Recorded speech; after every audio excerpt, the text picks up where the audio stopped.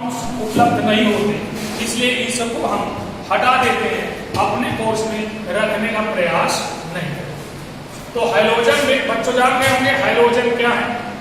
अब दूसरी बात आती है एल्केन और एल्कीन की।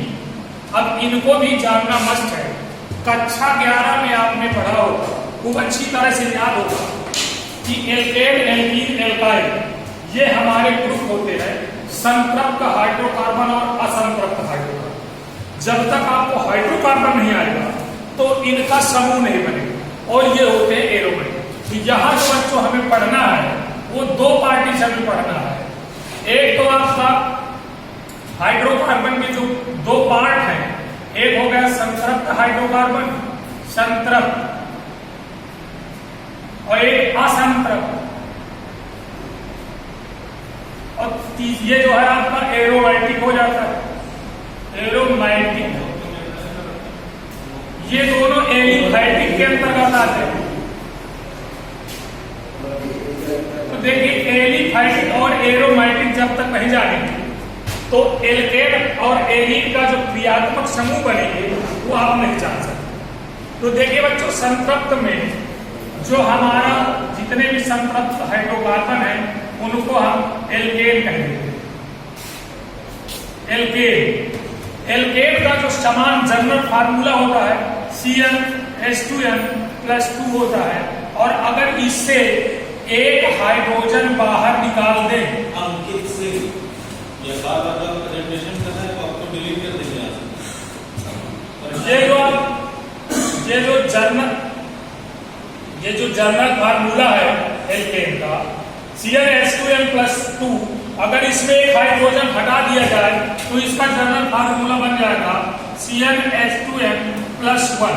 तो ये एक समूह बनेगा जिसको हम एल्किल समूह कहेंगे, एल्किल ग्रुप कहेंगे। इस प्रकार से इस एल्किल ग्रुप में जब कोई हाइड्रोजन परमाणु जोड़ दिया जाता है तो वह हाइड्रो एल्केन बनता है। अभी केवल इसका फंडामेंटल हाइड्रो एल्केन का चला, ये निश्चित रूप से हमें पढ़ा। अब असंतृप्त की ओर आ जाइए। असंतृप्त दो पार्टीशन में डिवाइड कर दिए जाते हैं। इसका समान सूत्र होता है CnH2n, ये आप कक्षा 11 से पढ़ के ही आए हैं, और इसका होता है CnH2n-2।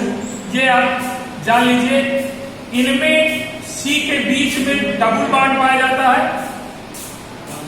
और इसमें कार्बन परमाणु के मध्य में ट्रिपल बॉन्ड पाया जाता है, और इसमें निश्चित रूप से कार्बन और कार्बन के मध्य सिंगल बॉन्ड पाया जाता है।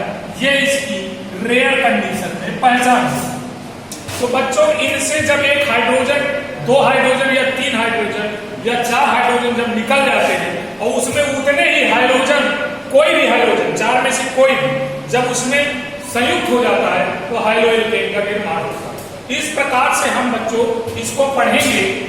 तो ये जो आपका एल्किल ग्रुप आया, एल्किल ग्रुप, इसे कैपिटल R से प्रदर्शित किया जाता है और इसे कैपिटल X से प्रदर्शित किया जाता है। तो हाइड्रो एल्केन को शॉर्टकट में RX से भी प्रदर्शित किया जा सकता है। बच्चों, जब इसको आगे और पढ़ेंगे, ये आपके कोर्स में है, हालांकि असंतृप्त हाइड्रोकार्बन आपके कोर्स में नहीं है। तो इनको अगर हम डिवाइड करेंगे तो ये विभिन्न प्रकार के यौगिकों में डिवाइड। अब आई एरोमेटिक की बात। एरोमेटिक को पहचान लीजिए। एरोमेटिक कैसे पहचाने? देखिए एरोमेटिक के बारे में। एरोमेटिक बहुत ढेर सारे कंपाउंड हैं। कार्बन परमाणु 5 से लेकर 8 तक की एरोमेटिक कंपाउंड्स की खोज हो चुकी है। बट जो सबसे मोस्ट इंपॉर्टेंट एरोमेटिक है वह है बेंजीन है। और बेंजीन को आप जानते हैं, इसका फार्मूला होता है C6H6। अब इसको अगर रिंग के रूप में देखा जाए तो आपने कक्षा 11 में पढ़ा ही होगा। इसमें प्रत्येक कार्बन डबल डबल बॉन्ड से जुड़ा होता है। हर कार्बन के पास द्विबंध पाया जाता है। तो ये जब एक हाइड्रोजन त्यागेगा, अर्थात ये बनेगा C6H5, तो एक ग्रुप का निर्माण होगा जिसे हम फीन या फेनिलीन, फीन है, इसको बेंजीन कहेंगे या एरिल, शुद्ध एरिल ग्रुप कहेंगे इसको, एरिल, या फिर इसी को बेंजिल भी कह सकते हैं, बेंजिल। यानी इनके 3 नामों से संबोधित होंगे, जहां भी ये जुड़ा होगा इन्हें 3 प्रकार के नामों से जोड़ेंगे। और इसके साथ भी यहां पर एक सिंगल बॉन्ड दर्शाया है, यहां पर आपका एक्स जुड़ा होगा, तब हाइलो एरीन का निर्माण होगा।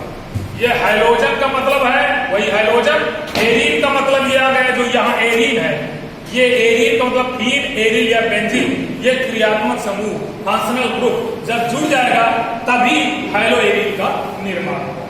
तो बच्चों ये जान लीजिए, इसमें विषम परिस्थितियों में और जब इसका क्लासिफिकेशन आप पढ़ेंगे, हम अभी तो ये फंडामेंटल था, कक्षा 11 से रिलेटेड थी ये सब चीजें, ये जान लीजिए कि यही चीजें हमें यहाँ आगे जब क्लासिफिकेशन पढ़ेंगे उसमें सब देखने को मिलेगा।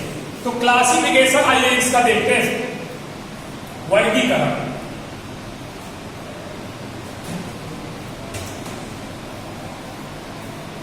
ये देखिए वर्गीकरण में